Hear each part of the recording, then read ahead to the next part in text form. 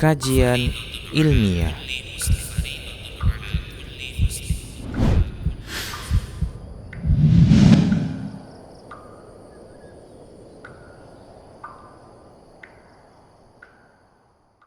Assalamualaikum warahmatullahi wabarakatuh. Innal hamdalillah nahmaduhu wa nasta'inuhu wa nastaghfiruh wa na'udzu billahi min shururi anfusina wa sayyiati a'malina. May yahdihillahu fahuwal muhtadi wa may yudlil falan tajida lahu waliyyan mursyida. Asyhadu an la ilaha illallah wahdahu la syarika lah wa asyhadu anna Muhammadan 'abduhu wa rasuluhu alladzi la nabiyya ba'dah. Qala Allah Subhanahu wa ta'ala, ya ayyuhalladzina amanu taqullaha haqqa tuqatih wa la tamutunna illa wa antum muslimun. Ya ayyuhalladzina amanu taqullaha wa qulu qawlan sadida yuslih lakum a'malakum wa yaghfir lakum dhunubakum wa man yuti'illaha wa rasulahu faqad faza fawzan 'azima. Ya ayyuhan nasu taqu rabbakumul ladzi khalaqakum min nafsin wahidah wa khalaqa minha zawjaha wa batha minhuma rijalan katsiran wa nisaa'a wattaqullaha alladzi tasaaluna bihi wal arham innallaha kana 'alaikum raqiba. Amma ba'du, nastaqal hadithi kitabullah wa khairal hadi hadi Muhammad sallallahu alaihi wasallam wa syarrul umur muhdatsatuha wa kullu muhdatsatin bid'ah wa kullu bid'atin dhalalah wa kullu dhalalatin finnar. Ma'asyiral muslimin wal muslimat, para pemirsa Rosyad TV dan pendengar Radio Mena yang mengaji dimanapun Anda berada, alhamdulillah Allah Subhanahu wa ta'ala masih mempertemukan kita di kajian sore kita ini, ya, mana kita masih membahas terkait dengan sunnah-sunnah harian, dan kita sekarang sudah masuk, kalau kita episodekan pertemuan kita ini, itu sudah sampai yang ke-13 kalau kita bicara masalah episodenya. Setelah kita mempelajari tentang sunnah-sunnah yang terkait dengan bangun tidur, qada hajat, bersiwak, bersisir, pakai pakaian, cincin, makan, minum, memakai sendal, keluar dari rumah, berjalan, dan adab kita di jalan.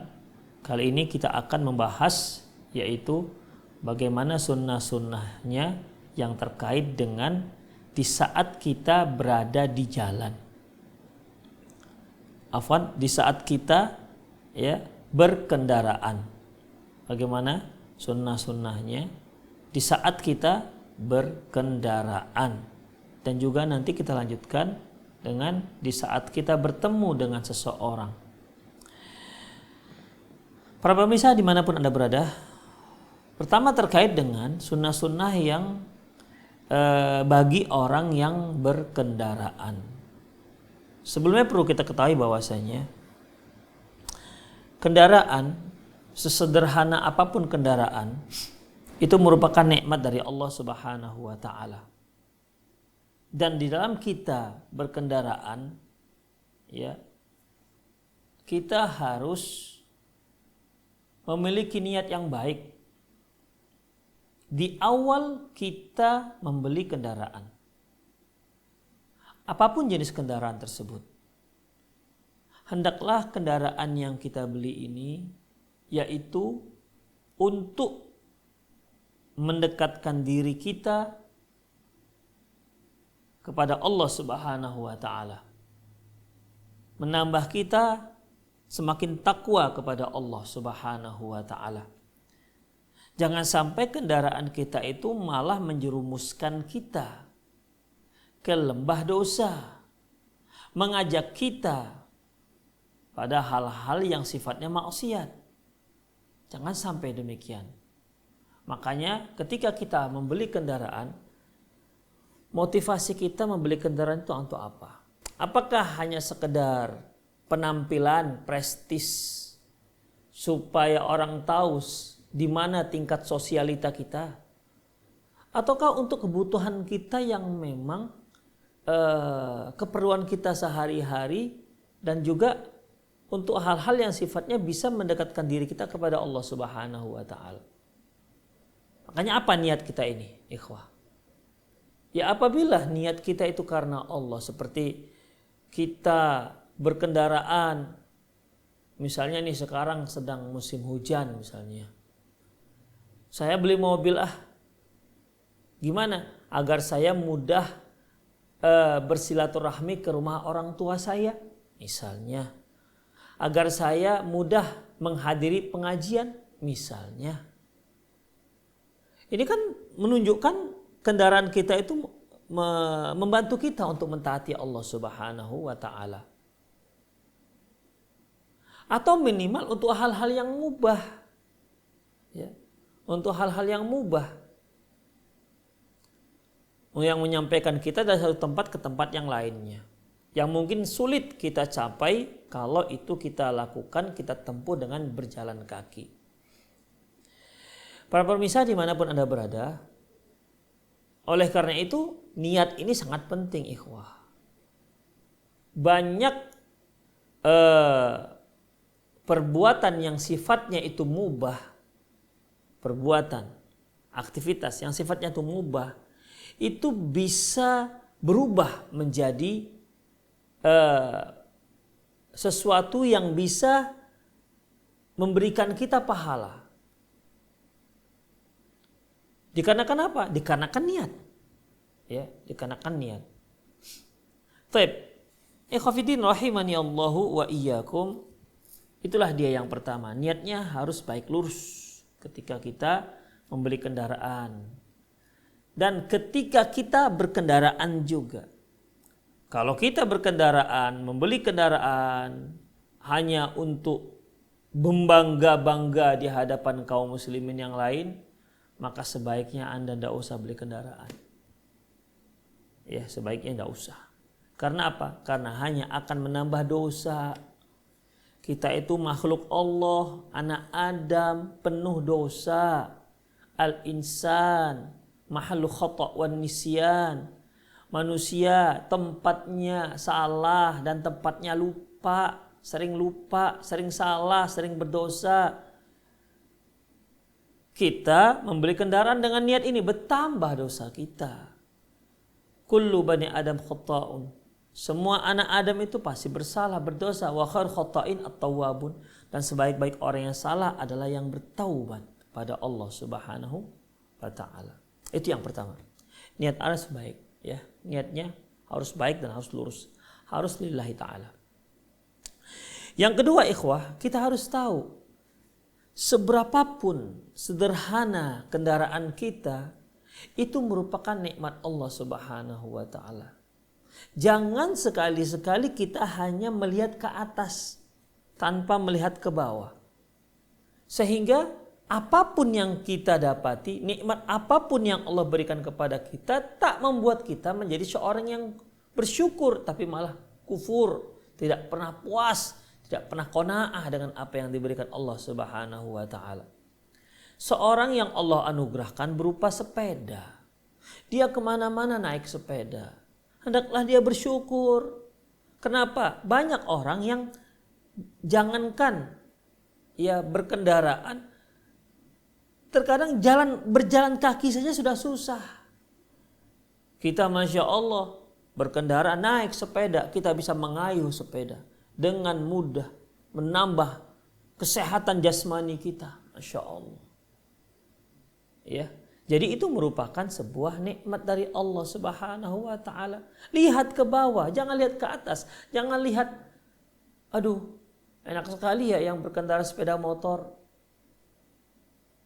Nanti ya sepeda motor enak sekali yang punya mobil. Sehingga apa yang dia miliki tak pernah dia mensyukurinya. Seharusnya dia melihat hal-hal yang penting untuk dirinya. Makanya ikhwah rahimani Allahu wa iyyakum, ya. Apapun kendaraan kita, ketahuilah itu merupakan nikmat dari Allah Subhanahu wa taala.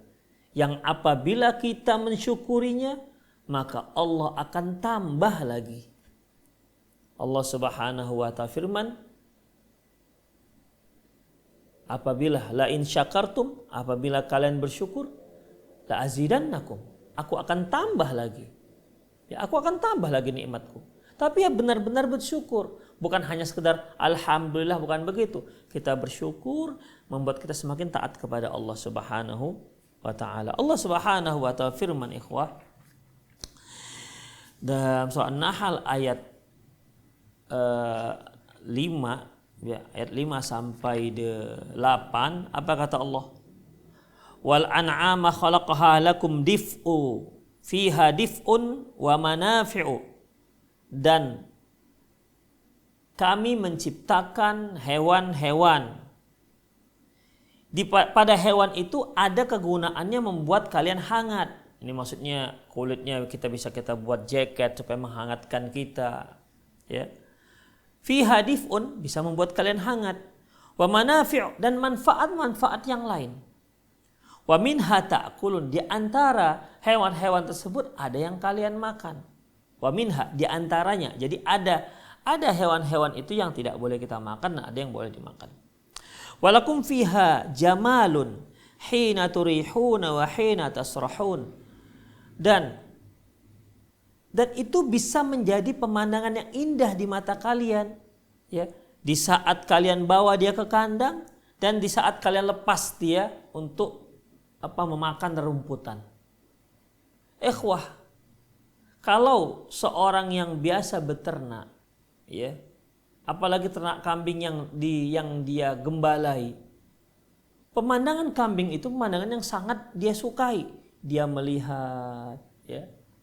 Sama seperti kalau kita pelihara ikan. Berapa banyak orang pelihara ikan sekedar mau melihat gimana ikan itu makan makanannya, peletnya. Pulang dari kantor, dia duduk, dia punya beberapa ikan mas koki, dia ambil pelet, kemudian dia taburkan di kolamnya. Dia menikmati bagaimana ikan itu makan. Padahal kalau dia melihat istrinya makan, gak akan senang juga dia, belum menyenangkan dia, ya. Tapi melihat ikan makan, Masya Allah, senang. Hilang stresnya katanya. Hanya melihat ikan makan, bayangkan, itulah manusia luar biasa, ya. Melihat ikan makan dia senang. Yang suka ayam, ketika dia melihat menebarkan, memberikan makan ke ayam, ayamnya tuh berlomba mematuk-matuk makanannya, itu merupakan pemandangan yang Masya Allah lah pokoknya, menyenangkan hatinya. Makanya Allah katakan, di hewan-hewan itu ada yang membuat mata kalian tuh senang, indah terlihat, ya, indah terlihat di saat kalian bawa dia ke kandang dan di saat kalian lepas dia untuk makan. Kemudian, wa tahmilu athqalakum ila baladin lam takunu balighihi illa bisyiqqil anfus. Dan hewan-hewan itu juga, hewan ternak itu juga yang mampu mengangkut beban berat kalian, ya, beban berat kalian ke tempat, ke daerah yang kalian gak akan sanggup mencapainya kecuali dengan susah payah. Cobalah ikhwafiddin, seperti misalnya unta dibuat, dibebanlah dia beberapa beban yang kita tidak sanggup untuk mengangkatnya, apalagi membawanya sampai ke tempat yang jauh. Kalau sekarang ini misalnya mobil pick up, ketika seorang akan pindah rumah misalnya, atau dia beli lemari 3 misalnya, diangkat mudah di atas kendaraan pick up, ya, 3 lemari. Coba kalau tidak ada, seandainya Allah Subhanahu wa taala tidak berikan kita taufik ide untuk kendaraan ini, kita nggak akan bisa mengangkut benda-benda yang seberat itu dari satu tempat ke tempat lain. Tapi Masya Allah, ya, Allah Subhanahu wa taala memberikan kita kendaraan sehingga beban yang berat mudah kita pindahkan dari satu tempat ke tempat yang lain. Inna rabbakum la raufur rahim. Sungguhnya Tuhan kalian itu maha pengasih lagi maha penyayang. Kemudian wal khayla wal beghala wal hamir. Demikian juga kuda, beghal dan keledai. Ini merupakan kendaraan orang dahulu yang umumnya. Kuda, beghal dan keledai. Kuda, beghal, keledai. Beghal ini kalau kita katakan seperti kuda poni ya.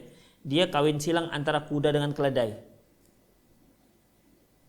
Apa kata Allah? Litarkabuha, supaya kalian bisa mengendarainya. Bahkan bukan hanya itu, wazinah, sebagai perhiasan kalian. Makanya ikhwatiddin rahimani Allahu wa iyyakum. Kendaraan kalau dahulu ya kendaraan berupa hewan lah, kuda misalnya ya. Kuda itu bukan hanya sebagai kendaraan, tapi sebagai strata, tingkat sosial seseorang. Ya. Makanya kalau kita sekarang kan mobil misalnya, ya mobil. Kalau dibilang orangnya nggak ganteng-ganteng amat, hitam juga orangnya. Tapi ketika dia turun dari Alphard terlihat cemerlang begitu. Kenapa? Itu sebagai perhiasan. Ya. Orangnya Masya Allah tinggi, putih, tapi yang dia bawa sepeda. Udah mau lepas rantainya misalnya. 10 meter lepas rantai, 10 meter lepas rantai. Tangannya hitam karena asik ngurusin rantainya. Enggak seganteng orang itu jadinya. Kenapa? Karena kendaraan itu juga sebagai perhiasan. Ya, perhiasan. Seorang ikhwan misalnya naik mobil dia, pakai baju gamis putih, turun dari mobil. Wah, itu Masya Allah, pemandangan sangat cemerlang. Ya, walaupun orang enggak cemerlang. Tapi begitulah. Kendaraan itu bisa jadi sebagai perhiasan. Makanya orang-orang yang baru beli mobil, kepinginnya itu buka kaca mobil aja tuh. Supaya orang tahu dia lagi duduk di dalam mobil itu. Karena dia tahu dia punya punya arti tersendiri di kendaraannya. Itulah ikhwatiddin. Sebagai perhiasan. Litarkabuha wa zina, sebagai untuk kalian kendarai dan sebagai zina, yaitu sebagai perhiasan kalian. Kita ketahui yang dikatakan perhiasan itu sesuatu yang biasa. Ketika dihias, dia menjadi bagus. Ruangan kita misalnya, ruangan tamu kita. Ruangan tamu itu polos, tidak ada apa-apanya. Ya. Kalau dibiarkan dia natural, sebelum dihias-hias, sebelum dicat, ya nggak bagus. Tapi setelah dicat, kita cat dia warna yang apik, kemudian kita letakkan beberapa furniture-nya, kemudian ya ada lampunya, lightingnya bagus. Jadi bagus, itulah namanya dihias. Demikian. Ya, demikian juga seorang wanita misalnya. Mungkin kalau dandanannya dihapus semua, bedaknya yang 3 mili itu dihapus, ya. Lipstiknya dihapus, maskaranya dilepas misalnya, kontak lensnya itu dilepas misalnya, ya. Jadilah dia biasa, tidak ada apa, polos. Dia tidak secantik setelah dia didandan, di make up, dijadikan dia up begitu. Jadi hidup. Matanya menjadi lebih bulat, bibirnya menjadi lebih merah merekah, pipinya pun menjadi seperti buah delima di blush on. Demikian, jadi lebih bagus, jadi lebih indah. Itulah zina itu. Itu yang dikatakan perhiasan. Demikian. Jadi kendaraan juga di antara fungsinya menghiasi si pengendaranya. Wa yakhluqu ma la ta'lamun, dan Allah menciptakan apa yang kalian tidak ketahui. Demikian ikhwatiddin. Dalam surat Ghafir, Allah Subhanahu wa taala firman, Allahul ladzi ja'alakumul an'am litarkabu minha wa minha ta'kulun. Allah Subhanahu wa taala yang menjadikan untuk kalian itu binatang ternak, hewan ternak, litarkabuha, yaitu di antaranya ada yang kalian kendarai, ya. Wa minha ta'kulun, di antaranya juga ada yang boleh kalian makan. Walakum fiha manafi', dan pada hewan-hewan tersebut ada banyak manfaat. Walitablughu 'alaihi hajatan fi sudurikum, dan untuk mencapai hajat yang ada di dalam dada kalian, dalam niat kalian. Mau perluan apa nih? Misalnya seorang ibu nih, dia mau pergi ke pasar, ke supermarket, jauh dari tempat tinggal dia, mungkin sekitar 5 km. Terus gimana? Dia pakai kendaraan. Ya. Niatnya, saya pagi ini mau belanja misalnya kebutuhan dapur selama seminggu. Misalnya, ya dia naik berkendaraan, dia capai tempatnya dengan cara mudah, barang-barang yang dia beli itu biasa letak dari kendaraan, mudah dia pergi dan mudah dia pulang dengan kendaraan itu. Kemudian, wa 'alaiha wa 'alal fulki tuhmalun, di atas kendaraan hewan-hewan itu dan di atas kapal ya kalian diangkut. Masya Allah. Kemudian Allah mengakhiri ayat ini, wa yurikum ayatihi, dan Allah perlihatkan kepada kalian tanda-tanda kebesaran Allah. Fabi ayyi ayatillahi tungkirun, tanda kebesaran Allah mana lagi yang kalian ingkari? Allahu Akbar. Kita lihat ikhwah, pesawat terbang demikian besar, Masya Allah. Allah beri manusia taufik sehingga mereka bisa menciptakan pesawat terbang, bisa terbang di hawa. Masya Allah, bisa terbang. Sekian ton beratnya. Berat kita berapa? 80 kilo, 70 kilo. Bahkan yang hanya 40 kilo pun gak bisa terbang. Ini pesawat yang demikian besar. Apalagi pesawat angkut. Allahu Akbar. Bisa terbang di hawa bagaikan burung perkutut, bagaikan burung pipit, bagaikan burung dara terbang. Allahu Akbar. Itu siapa yang memberikan ide? Siapa? Allah Subhanahu wa Ta'ala. Luar biasa ikhwah. Jadi itu merupakan tanda kebesaran Allah Subhanahu wa Ta'ala. Sebelumnya Allah mengatakan, awalam yaru ila tayri fawqahum safati wa yaqbid mayumsikuhunna illa rahman. Tidakkah kalian lihat burung yang sedang melayang? Masya Allah. Sedang melayang. Bisa dia terbang. Dengan ide itu manusia mulai berpikir. Berpikir pun dia kalau Allah tak berikan taufik gak akan dapat teori-teori bisa melayang di udara. Gak akan dapat. Walaupun dia hari-hari hidup dengan burung, gak akan ada. Tapi Allah beri dia taufik.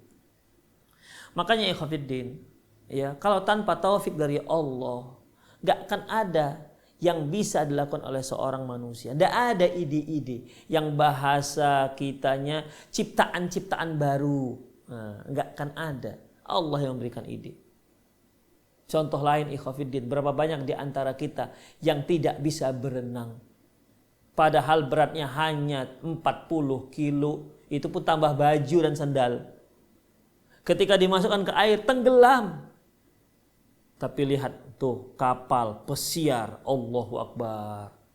Begitu besarnya, bagaikan gunung.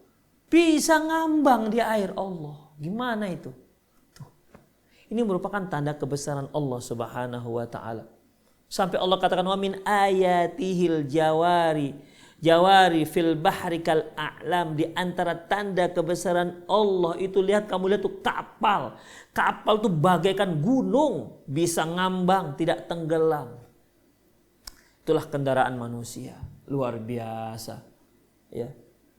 Ikhwatiddin rahimani Allahu wa iyyakum. Oleh karena itu ya, kendaraan-kendaraan yang kita kendarai itu merupakan tanda kebesaran Allah Subhanahu wa Ta'ala. Bahkan banyak orang mendapatkan berbagai macam gelar. Gelar gara-gara apa?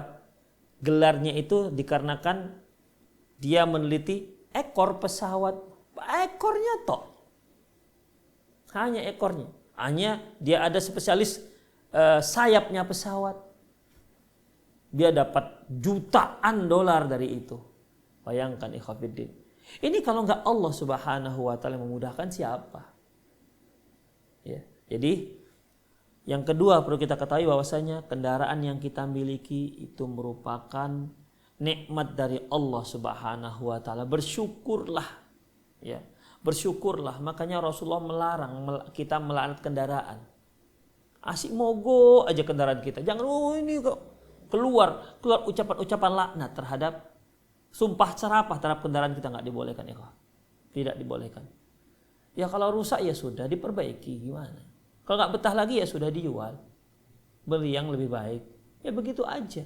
Tidak usah sampai keluar sumpah serapah kita. Kadang-kadang cacian makian yang kita caci pun nggak ngerti apa yang kita bilang. Kenapa? Kendaraan, sepeda motor. Itulah dia. Ya. Jadi jangan sampai kendaraan kita itu membuat kita semakin jauh dari Allah. Jangan. Ya.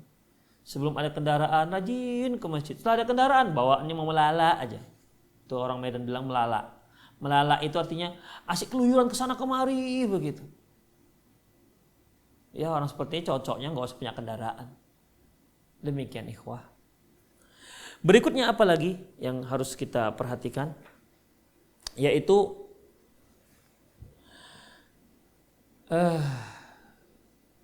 sebelum kita berkendaraan, doalah. Ada doanya. Ya, ada doanya. Doa ini ikhwah diriwayatkan oleh Imam Abi Daud dan Tirmizi, disahihkan oleh Imam At-Tirmizi, di mana Rasulullah sallallahu alaihi wasallam mengajarkan doa ini kepada kita. Apa doanya? Alhamdulillah subhanalladzi sakharana hadza wa ma kunna lahu muqrinin wa inna ila rabbina lamunqalibun. Alhamdulillah subhanalladzi sakharana hadza wa ma kunna lahu muqrinin wa inna ila rabbina lamunqalibun. Kemudian tambah lagi alhamdulillah, alhamdulillah, alhamdulillah. Allahu akbar, Allahu akbar, Allahu akbar. Rabbi inni zalamtu nafsi faghfirli fa innahu la yaghfirudz dzunuba illa anta. Bayangkan seorang mukmin ketika mau berkendaraan saja dia berdoa kepada Allah agar dosanya diampuni. Mau naik kendaraan. Pada kajian lalu ya kita telah bahas bagaimana seorang keluar rumah. Ketika dia baca doa keluar rumah, tanahas syaitan. Setan pun bisa menyingkir. Ketika dia naik kendaraan, dia doa lagi, doa berkendaraan. Doanya juga minta ampun kepada Allah Subhanahu wa taala. Alhamdulillah subhanalladzi sakhkhara lana hadza wa ma kunna lahu muqrinin wa inna ila rabbina lamunqalibun. Allahu akbar, Allahu akbar, Allahu akbar. Alhamdulillah, alhamdulillah, alhamdulillah. Kemudian Rabbi inni zalamtu nafsi faghfirli fa innahu la yaghfirudz dzunuba illa anta.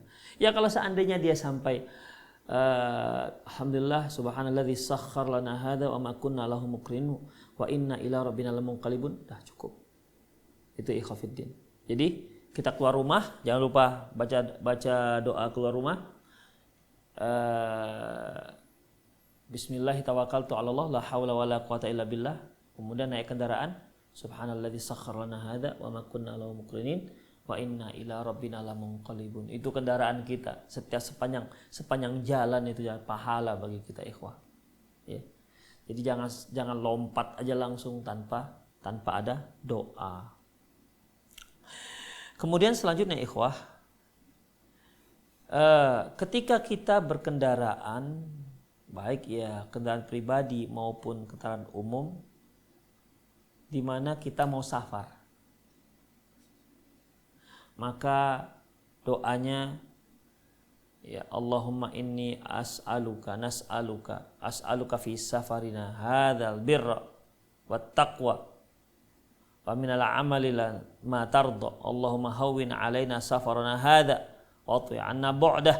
Allahumma anta sahibus safar wa khalifatu fil ahl. Allahumma inni a'udzubika min wa'tha'is safar wa ka'abatil manzar wa su'ul munqalib fil mali wal ahl. Yang enggak hafal baca. Catat baca. Demikian juga doa naik kendaraan tadi. Catat begitu mau kendaraan, ya. Nah, dah. Demikian juga ini kalau mau safar baca, dah. Ya. Jadi kalaupun enggak hafal boleh dibaca. Selanjutnya ikhwah rahimani Allahu wa iyyakum,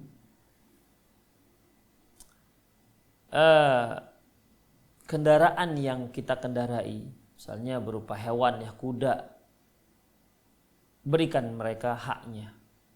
Istirahat, makanan. Sebagaimana hadis yang diriwayatkan oleh Imam Muslim dari Abu Hurairah, Nabi sallallahu alaihi wasallam bersabda, "Idza safartum fil khasabi fa'tul ibil hazzaha minal ard." Apabila kalian bersafar jauh, maka berikanlah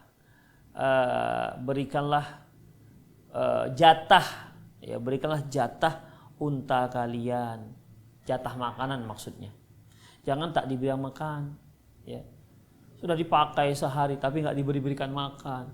Ini zalim namanya. Ya, ini jelas zalim, tidak dibolehkan dan akan dipertanggungjawabkan di hadapan Allah Subhanahu wa taala. Karena kita memiliki hewan tapi tidak kita beri makan, kita suruh dia kerja tapi kita tak beri dia minum. Ketika dia mati, maka itu akan dipertanggungjawabkan di hadapan Allah Subhanahu wa taala. Kemudian ketika kita jalan, ikhwah, ketika kita berjalan, maka nanti kan ada jalan yang jalan naik, jalan turun tuh.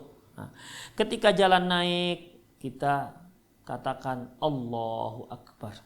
Ketika jalan turun, kita katakan Subhanallah. Misalnya nih kita mau ke Brastagi tuh, kan naik, ya. Maka kita katakan Allahu Akbar. Anda ketika pulang turun, kita katakan Subhanallah. Demikian juga kalau ada jalan raya itu kan naik turun, turun lagi, naik lagi. Ya ketika naik Allahu Akbar, Subhanallah, begitu. Itulah zikirnya ketika naik dan turun. Ketika naik ucapkan Allahu Akbar, ketika turun ucapkan Subhanallah. Hal ini dituntun oleh Rasulullah SAW dalam sebuah hadis yang diriwayatkan oleh Imam Al-Bukhari dari Jabir, di mana Jabir berkata, kunna idza sa'atna kabbarna. Dulu kami ketika kalau kami mau mendaki, kami akan mengatakan, kami bertakbir Allahu Akbar. Wa idza nazalna sabbahna. Kalau kami turun kami mengucapkan subhanallah. Kemudian ikhwatiddin, terkadang kita berkendaraan itu dijemput teman misalnya. Ya, kita mau ngaji nih, mau keluar rumah, ya, sudah baca doa keluar rumah, nunggu kawan tuh dijemput, datang. Naiklah kita dari kendaraan. Atau jemputnya pakai mobil atau pakai sepeda motor. Sekarang kita tuh sebaiknya di mana? Di depankah duduk atau di belakang? Ya, di depankah atau di belakang? Dalam hadis yang diriwayatkan oleh Imam Abi Dawud dan Imam Tirmidzi, bainama Rasulullah sallallahu alaihi wasallam yamshi, ja'a rajulun wa ma'ahu himar. Ketika Rasulullah SAW berjalan, tiba-tiba datang seorang laki-laki yang berkendaraan keledai. Faqala ya Rasulullah irkab. Ya Rasulullah, ayo berkendaraan dengan saya. Kemudian fata'akhkhara rajul. Laki-laki yang naik keledai tadi, dia tuh mundur. Artinya dia menyediakan tempat untuk Rasulullah di depan. Ya. Mundur dan menyediakan untuk di depan untuk Rasulullah SAW. Faqala Rasulullah sallallahu alaihi wasallam. Lantas Rasulullah sallallahu alaihi wasallam bersabda, "La anta ahaqqu bi sadri dabbatik minni illa anta ja'alahu li." Kata Rasulullah, enggak. Kamu lebih berhak untuk di depan, bukan aku. Karena kamu yang punya kendaraan, kecuali ya memang kamu persilakan saya. Faqal, kata laki-laki ini, "Inni qad ja'altuhu lak." Kata laki-laki ini, ya Rasulullah, di depan saya sediakan tempat untuk Anda di depan. Farokiba, maka dia pun berkendaraan, mengendarai. Ini sebagai adab dan sunnah yang perlu kita ketahui. Misalnya nih, kita dijemput, ustadz lah, taruhlah contohnya ustadz. Seorang ustadz dijemput tuh dengan mobil, dengan mobil. Kemudian dia naik, jangan dia semerta-merta di depan. Siapa nyuruh dia di depan? Di belakang tempat dia. Yang di depan itu ya, yang lebih berhak adalah sopir dan panitia, bukan ustadz. Kecuali kalau dipersilakan, dibukakan pintu, ustadz di depan ustadz. Maka depan duduknya. Tapi kalau nggak ada disuruh, jangan inisiatif duduk di depan, duduk di belakang bang. Ya, jangan. Oh, ustadz kok duduk di belakang, gimana sih? Enggak, sunnahnya di belakang, bukan di depan. Kecuali kalau dipersilakan oleh panitia. Ya, demikian, itu sunnahnya. Jadi bagi kita ikhwafiddin, orang-orang yang numpang kendaraan, itulah sunnahnya di belakang.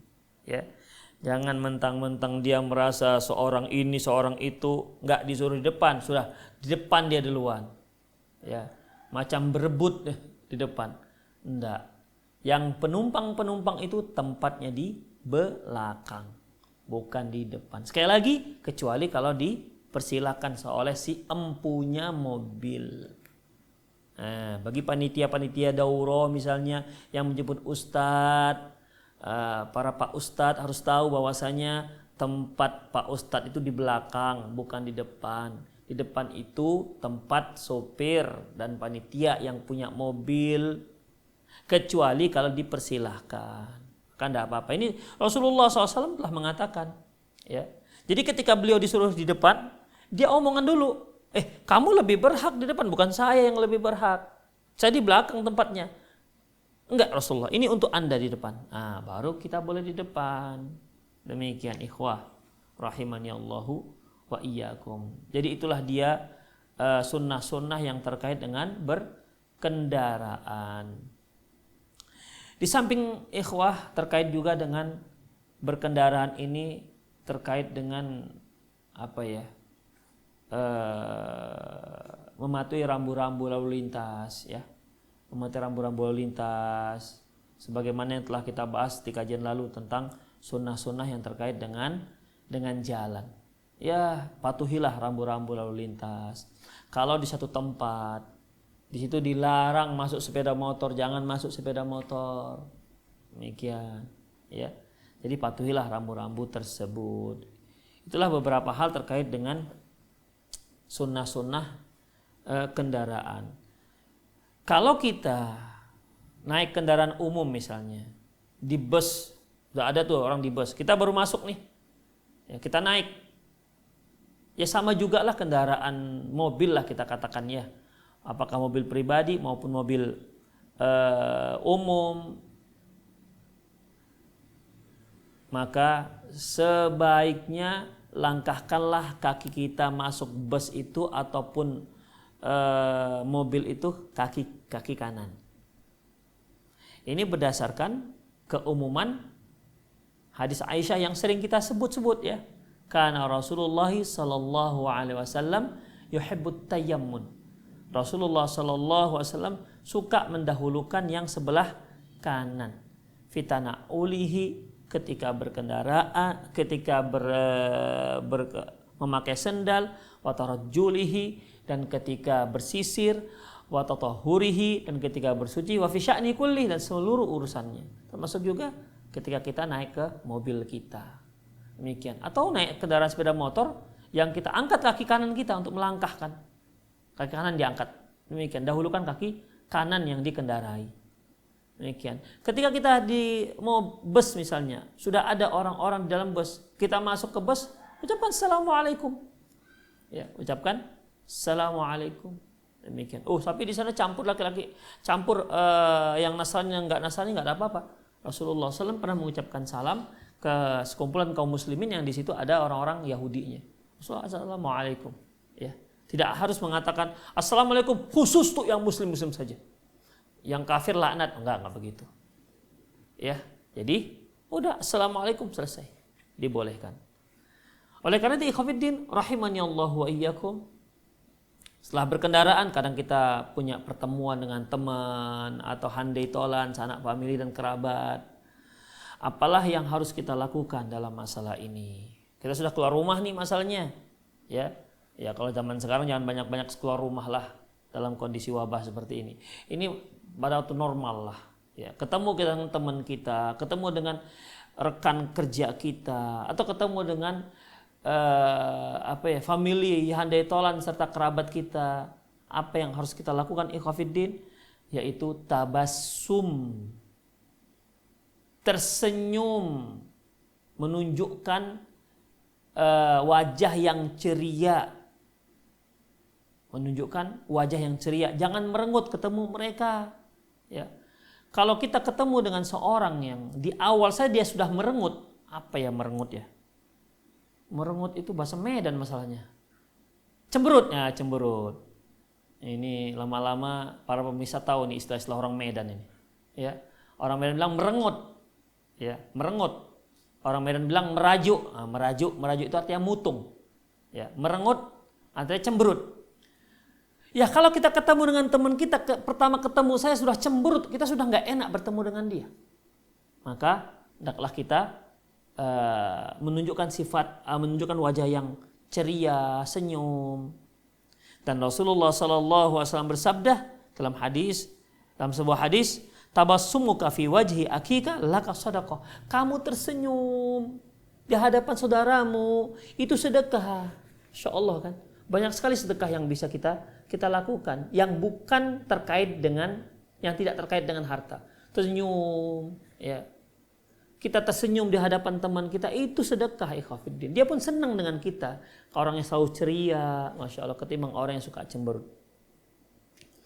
Kemudian dalam hadis yang diriwayatkan oleh Imam Muslim dari Abi Dzar, Rasulullah SAW bersabda, la tahqiranna minal ma'rufi syai'an. Jangan kalian anggap remeh perbuatan perbuatan baik sekecil apapun. Walau antal akhaka biwajhit taliq, walaupun engkau bertemu dengan cara engkau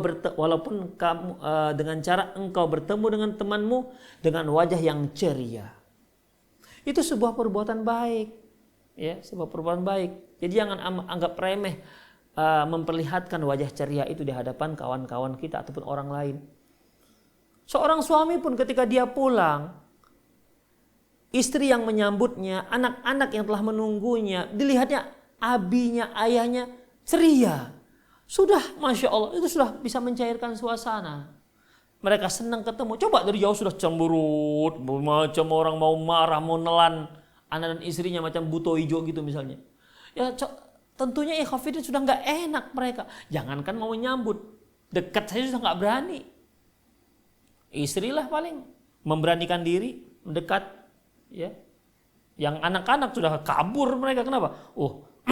Bapak sedang marah berat ini nampaknya. Demikian ikhwatiddin. Jadi wajah ceria itu penting sekali ketika kita berhadapan dengan orang lain. Kemudian apa ikhwatiddin? Itu yang pertama ya, wajah ceria. Kemudian ya, ucapkan salam. Ucapkan salam, assalamualaikum. Demikian ikhwatiddin. Kemudian selanjutnya, kalau bisa berjabat tangan. Ya. Pejabat tangan, ya ini tentunya antara laki-laki dengan laki-laki, perempuan dengan perempuan, bukan laki dengan perempuan yang bukan mahram.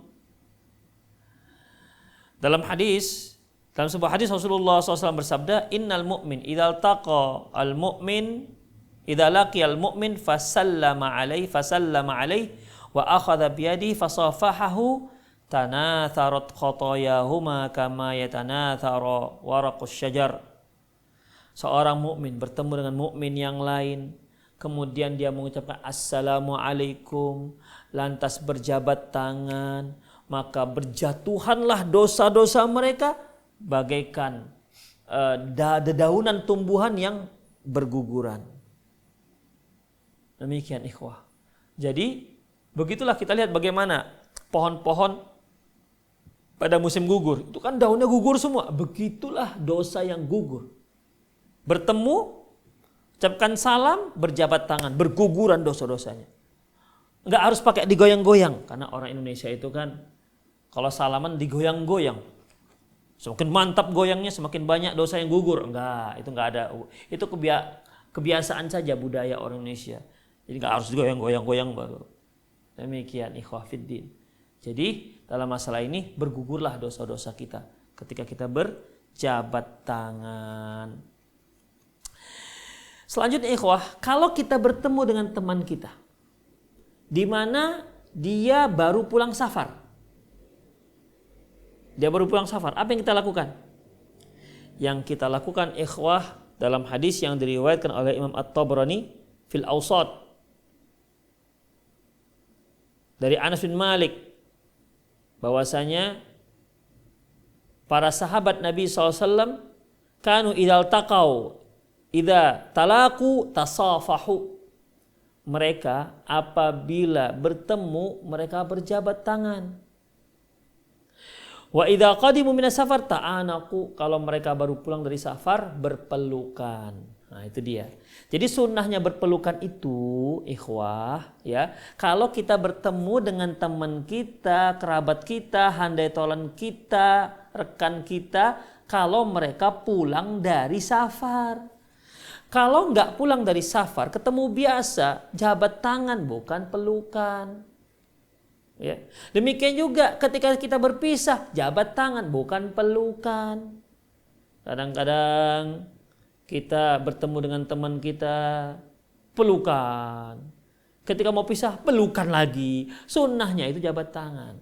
Ingat, yang berpelukan itu disunnahkan ketika kita bertemu dengan teman kita yang baru pulang dari safar. Yang baru pulang dari safar, bukan yang 3 bulan yang lalu baru pulang dari safar. Ya. Yang baru pulang dari safar. Demikian. Atau mungkin dia baru sudah pulang dari safar tapi kita belum ketemu 3 minggu kemudian, udah pulang mas, pelukan. Demikian. Jadi intinya pelukan itu terkait dengan yang baru pulang dari safar. Itu sunnahnya. Ya. Tapi kalau kita lihat, masya Allah, terutama nih para akhwat, emak-emak, ibu-ibu, ketemu di taklim, masya Allah, cipika dengan cipiki, pelukan, setiap mau pulang juga pelukan, masya Allah, tipis wajahnya itu, bedaknya pun nempel. Sunnahnya nggak ada seperti itu. Sunnahnya jabat tangan. Ya, sunnahnya jabat tangan. Ikhwatiddin rahimani Allah wa iyyakum. Saya kira itu sajalah kajian kita untuk sore hari ini ya. Cukuplah terkait dengan masalah berkendaraan dan pertemuan.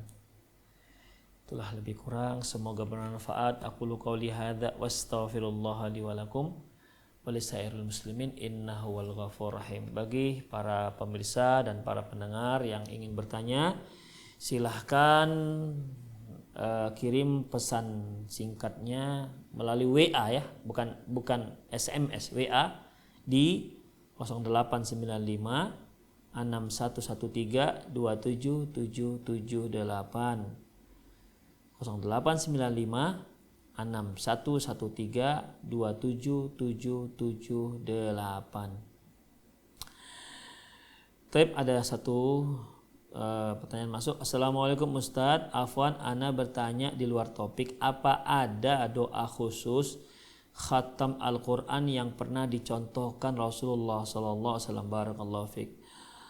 Jazakumullah khairan bagi penanya. Allahu alam, saya tidak tahu apa doa khusus yang dari Rasulullah SAW. Adapun yang sering kita dengar, Allahumma arhamna bil Quran, nah itu waj'alhu lana imama wa huda wa rahmah, Allahumma dzakkirna minhum ma nasina, dan seterusnya. Itu tidak ada dari Rasulullah sallallahu alaihi wasallam. Namun ikhwah, berdoa secara mutlak dibolehkan. Ya, setiap kita selesai melakukan kebaikan, setelah khatam baca Quran, kita berdoa kepada Allah Subhanahu wa taala, bertawasul dengan amalan soleh yang baru kita lakukan, ya, maka dibolehkan minta apa saja. Adapun doa khusus seperti kalau seorang masuk WC doanya bismillah, Allahumma inni a'udzubika min khusul khaba'is, itu kan doa khusus tuh, dengan lafaz khusus, dengan tempat khusus dan event yang khusus tertentu. Adapun khatam Al-Quran, Allahu alam, saya tidak tahu, ya. Tapi kalau doa mutlak silahkan, disunnahkan. Ya. Doa mutlak, artinya doa mutlak ini bukan dengan lafaz tertentu. Apa saja minta pada Allah Subhanahu wa taala, selama bukan permintaan maksiat. Ya. Selama bukan permintaan maksiat, mintalah apa saja untuk maslahat dunia dan untuk maslahat akhirat. Jangan canggung-canggung minta pada Allah Subhanahu wa taala. Minta saja. Ya, minta. Allahu a'lam bishawab.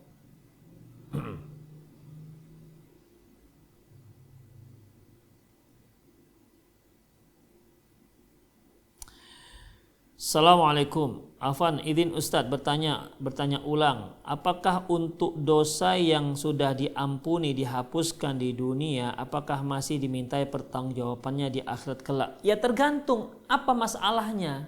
Ya. Dosa yang diampuni itu kan ada syaratnya. Allah menerima taubat seorang kan ada syaratnya. Seperti misalnya, kalau kita pernah nggak sholat, itu kan sebuah dosa besar. Jadi bagaimana ikhwah? Pertama, kita hentikan perbuatan dosa tersebut, sholat kita. Yang kedua, yaitu berazam, tekadnya harus kuat. Yang ketiga, jangan balik lagi, berazam untuk tidak kembali lagi. Demikian, ya. Selesai urusannya. Yang penting kita memang betul-betul taubat kepada Allah, taubat nasuhah. Itu kalau kaitan dengan Allah. Tapi kalau kaitannya dengan manusia beda lagi. Kalau hanya kaitan dengan Allah Subhanahu wa taala, Allah mengatakan, wahai hambaku, seandainya engkau datang kepadaku dengan membawa dosa sepenuh bumi, kemudian engkau datang kepadaku minta ampun dan engkau tidak berbuat syirik, akan aku ampuni, kata Allah Subhanahu wa taala. Tapi kalau kaitannya dengan manusia, ya, kesalahan kita dengan manusia, mungkin kita pernah menfitnah dia, kita pernah mengambil harta dia, kita pernah mukul dia, kita pernah menzalimi dia, maka nggak akan diampuni dosa tersebut sampai kita minta maaf ke orang tersebut, sampai mereka menghalalkannya. Kalau berupa uang yang pernah kita zalimi, kita pulangkan, atau dia menghalalkan, ya sudah nggak usah dipulangkan, ya sudah maafkan. Maka nggak ada lagi pertanggungjawaban di hari akhirat. Demikian. Ya, jadi kalau sudah memenuhi syaratnya, ya, syaratnya itu tidak akan dimintai pertanggungjawaban lagi di akhirat. Tapi kalau memang sekedar dia urusannya ada urusan yang tidak beres dengan seseorang, pernah dia menfitnah orang tersebut atau menggibahi, menggunjingi orang tersebut, kemudian dia nyesal mohon ampun pada Allah, tapi dia nggak pernah minta maaf pada orang tersebut, itu masih akan dipertanggungjawabkan. Ya, Allahu a'lam bissawab.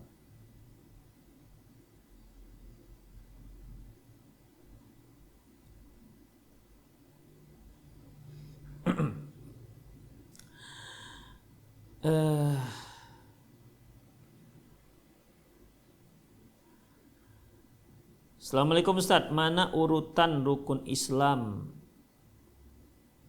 Syahadat, sholat, puasa, zakat, dan melaksanakan haji. Ikhwafiddin, kalau kita lihat di kalau kita lihat di kitab Arba'in Nawawi, itu ada perbedaan. Ya, ada perbedaan. Jadi tidak ada masalah adanya perbedaan itu. Yang perbedaan itu yang akhir. Ya, yang akhir yang ada perbedaannya. Kalau syahadat, sholat itu tetap di yang pertama dan yang kedua. Tapi nggak ada masalah. Dua-dua ada dalilnya ya. Dua-dua ada dalilnya. Coba lihat di kitab Arba'in Nawawi. Yaitu ketika Rasulullah Shallallahu Alaihi Wasallam didatangi oleh Jibril dan dia bertanya, ya Muhammad akhbirni anil Islam. Ya Muhammad beritahukan kepadaku tentang Islam. Kemudian Rasulullah SAW mengabarkan tentang rukun Islam. Kemudian hadis berikutnya kan ada bunyal Islamu ala khamsin. Islam itu dibangun di atas 5 pilar. Nah itu nanti urutannya beda. Hanya saja memang urutan pertama syahadat, urutan kedua sholat. Yang berikutnya ada sedikit perbedaan. Enggak apa-apa. Yang penting dilaksanakan ya.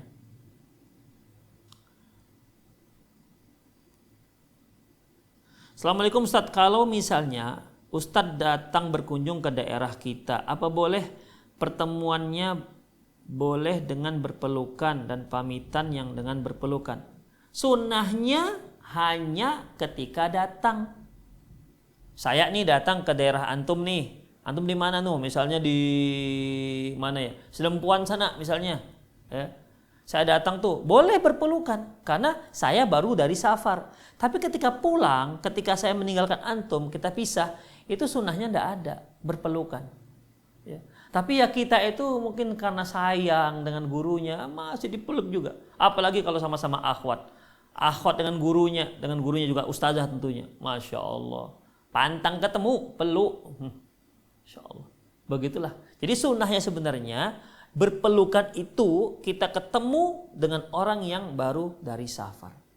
Adapun ketika pisah tidak ada. Cukup dengan sunnahnya cukup dengan menjabat tangan.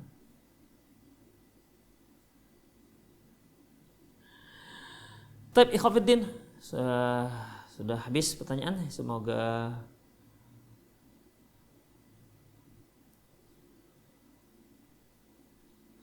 Tapi ini adalah satu lagi. Bismillah, assalamualaikum Ustaz. Ana dari Bekasi mau tanya, suami Ana kerja bangunan, pernah melakukan puasa tapi katanya nggak kuat. Apa boleh nggak berpuasa? Syukron. Ikhwah, perhatikan. Kita tuh hamba Allah Subhanahu wa taala, ya. Kita tuh hamba Allah Subhanahu wa taala. Jangan menyerah dengan pekerjaan. Jangan sampai pekerjaan kita yang kita pilih itu menghalangi kita dari kewajiban kita kepada Allah Subhanahu wa taala. Seandainya suami ibu tidak sanggup berpuasa karena dia sebagai pekerja bangunan, cari yang lain. Minimal pas puasa lah. Minimal di saat bulan Ramadan, cari yang lain. Yang lebih ringan. Oh, tapi hasilnya minim Ustaz, tidak apa-apa. Ya, pilihlah. Coba kita lihat, kapan terjadi perang Badar? Itu bulan Ramadan, perang di bulan Ramadan, ikhwah. Ya. Perang di bulan Ramadan. Jadi Ramadan itu, puasa di bulan Ramadan itu bukan dalih yang membuat kita akhirnya tidur-tiduran. Atau suami akhirnya nggak kerja. Bang, nggak kerja bang. Kenapa sih bang gak kerja? Puasa kan dek? Itu gak ada alasan. Bayangkan para sahabat itu. Ramadan kalau di timur tengah sana ikhwafiddin itu panas. Gak seperti kita sekarang ini hujan. Di Medan hujan sekarang. Hampir setiap sore hujan. Tadi malam malah lebatnya luar biasa. Hujan. Di timur tengah sana ini pas panas-panasnya. Perang Badar itu di Ramadan. Panas terik, perang. Sahabat puasa. Jadi bukan alasan untuk bermalas-malas. Banyak juga sih ya. Ya ada juga lah bahasa kita. Ada juga yang kalau Ramadan itu dia alasannya untuk tidur-tiduran. Ba'da subuh tidur sampai zuhur. Zuhur tidur lagi. Habis zuhur tidur. Asar bangun. Habis asar tidur lagi. Menjelang berbuka puasa baru bangun lagi. Sampai dia puasanya bagaikan bagaikan kalong jadinya, seperti kampret, tidur aja di siang hari, ikhwafiddin. Jadi nggak masalah tidur, tapi kalau dia tidur sampai dia mengabaikan kewajiban dia sebagai sang suami, ya dia berdosa. Bukan karena tidurnya dia berdosa, enggak, karena dia mengabaikan kewajiban dia mencari nafkah. Jadi puasa itu tidak alasan untuk tidak beraktivitas. Ya, tidak alasan untuk tidak beraktivitas. Itu dia ikhwah. Makanya ya bagi suami anti yang punya profesi seperti itu, carilah yang lain. Atau sudah kerjanya setengah hari. Ya, kalau dia punya mandor atasan bilang karena ini bulan Ramadan, saya nggak tahan kalau sampai sore. Saya bagaimana setengah hari ya, misalnya. Udah. Kan lumayan, ya. Kalau di Medan, kalau kita di sini ya paling nggak gaji tukang satu hari 130.000 atau 135.000. Tengah hari bagi dua berapa? 65.000. Ya alhamdulillah, yang penting masih bisa memenuhi kebutuhan.